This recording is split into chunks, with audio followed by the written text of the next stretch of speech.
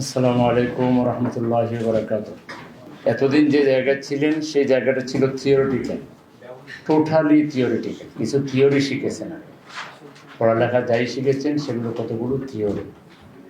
সেটার বাস্তব দিকটা, প্র্যাকটিক্যালটা শুরু হলো যেদিন থেকে বিদায় নিয়েছেন সেদিন থেকে। এখন প্রতিটা মুহূর্তই বাস্তব হবে এবং একটার চাইতে আরেকটা আরও বেশি বাস্তব হবে।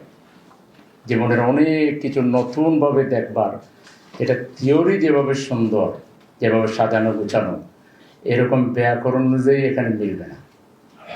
জীবনের অনেক স্বপ্ন, অনেক আশা আকাঙ্ক্ষা এখন ফিকে হয়ে যাবে। সব চিন্তাকে মাটির সাথে মিশিয়ে দিয়ে তাওয়াক্কাল তো আল্লাহর উপরে যদি দৃঢ়ভাবে থাকা যায় এবং সবর করা যায়, ইনশাআল্লাহ পথ পাওয়া যাবে এবং খুব সহজ পথ পাওয়া যাবে। তা আমি প্রথমে বলবো যে কয়েকটা জিনিস সিদ্ধান্তে ভুল করা যাবে না, আল্লাহ সাহায্য চাইতে হবে। ভুল তো আর নিজেকেও ইচ্ছা করে না, ভুল হয়ে যায়। এক নম্বর হলো জীবন সাথী নির্বাচনের ক্ষেত্রে আল্লাহ রসুলের ওই হাদিস অনুযায়ী চারটা বিষয় আছে।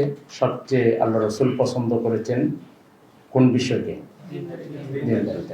এটাকে প্রায়োরিটি দিয়ে এখানে ভুল করলে সম্পূর্ণ এলোমেলো হয়ে যাবে, একেবারে অন্যরকম এক বিপ্লব ঘটে যাবে, যেখানে আর এখান থেকে রেহাই পাওয়া বড় কঠিন হয়ে যাবে। খুব বেশি করে আল্লাহর কাছে সাহায্য চাইতে হবে, এখানে যেন কোনো ভুল না হয়। আল্লাহকে বলতে হবে যে আল্লাহ আপনি যেটা পছন্দ করেন, আপনি তো আমার সবচেয়ে বেশি করলাম কেন? অর্থাৎ আপনি পছন্দ করে আপনার পছন্দনীয় জীবন সাথী আমার জন্য ব্যবস্থা করে। এবং এই জায়গায় ভুল করা যাবে না, আবার দেরিও করা যাবে না। অনেক টাকা পয়সা রোজগার করে সুন্দর সুন্দর সোফা টোফা কিনে ঘর টর সাজাইটা যাইয়া এরকম যারা করে, তারা লাইফের একটা বড় সময় নষ্ট করে ফেলে। এটার জন্য তাদেরকে পরে পস্তাতে হয়। আল্লাহর উপর ভরসা করে এখন থেকে খোঁজা শুরু করে দিতে হবে। ব্যাস, কিছুই জায়গা না বলে একটা রুম, একটা বাথরুম থাকলে, একটা খাট থাকলে এনাফ ইজ এনাফ। খুব সুন্দর সোফা সেট, খুব সুন্দর রুম ডেকোরেটেড করা, এরকম লাইফ শুরু করতেই হবে। এটা যদি কারো ফ্যামিলিগত থাকে আগে থেকে, ওয়েল অ্যান্ড গুড, কোনো অসুবিধা নেই। কিন্তু যদি না থাকে তাহলে ওঠার জন্য কোনো লেট করারও কোনো দরকার নেই। 2 নম্বর হলো চাকরি অথবা ব্যবসা, কোনো একটা কিছু দেরি না করে শুরু করে দিতে হবে, একদম দ্রুত শুরু করে দিতে হবে। বেকার থাকা মানে হচ্ছে হতাশা আসা, ঠিক আছে? কোনো বেকার সময় কাটানো যাবে না, যেখানেই পাওয়া যায় সেখানে শুরু করে দিতে হবে। শুরু করে কিছুদিন চলতে হবে অভিজ্ঞতা অর্জনের জন্য।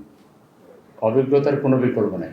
হুটহাট করে জায়গা চেঞ্জ করা যাবে না। যে একটা চাকরি পেলাম, হতে পারে যে বেতন কম, ছোট পদ, কিন্তু ওখানেই কাজ করেই অভিজ্ঞতা সঞ্চয় করতে হবে। আরেকটা ভালো উত্তম কিছু না পাওয়া পর্যন্ত হুটহাট করে জায়গা চেঞ্জ করার কোনো দরকার নেই।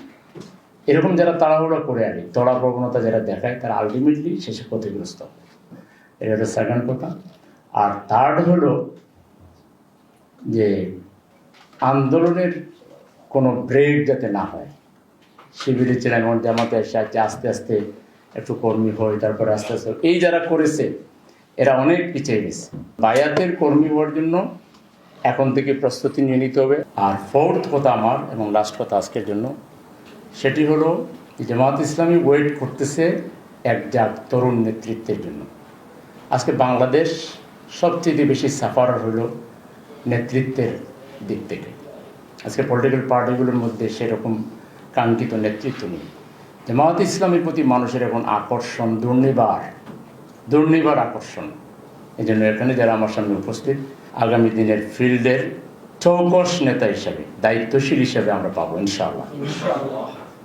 আল্লাহ তাআলা আমাদের সবাইকে, যে আন্দোলনে আমরা জান্নাতে যাওয়ার স্বপ্ন নিয়ে এসেছিলাম, জীবনের শেষ মুহূর্ত পর্যন্ত শয়তানের ওয়াসওয়াসা থেকে মুক্ত থেকে, নফসানিয়াত থেকে মুক্ত থেকে, তাকওয়ার ভিত্তিতে, আখিরাতের সফলতার চেতনার ভিত্তিতে জান্নাতে যাওয়ার দুর্নিবার আকর্ষণ নিয়ে আমরা যিনি আন্দোলনে সব সময় সক্রিয় থাকতে পারি। নিষ্ক্রিয়তা থেকে যেন আল্লাহ তাআলা আমাদেরকে হেফাজত করেন। আল্লাহ তাআলার কাছে আমরা সবাই সেই তৌফিক কামনা করব। আর জামাত ইসলামীতে একজাক এই তরুণ নেতৃত্ব শিবিরের পক্ষ থেকে উপহার দেওয়ার জন্য প্রথমে শিবিরের কেন্দ্রীয় সভাপতিকে আমার পক্ষ থেকে আন্তরিক মোবারকবাদ, আর সাথে সাথে আপনাদের সবাইকে আমি স্বাগতম জানাচ্ছি। আল্লাহ তাআলা আমাদের সবাইকে তৌফিক দান করুন। সবাইকে অনেক অনেক শুকরিয়া। মা তৌফিক ইল্লা বিল্লাহ। আসসালামু আলাইকুম ওয়া রাহমাতুল্লাহি ওয়া বারাকাতুহু।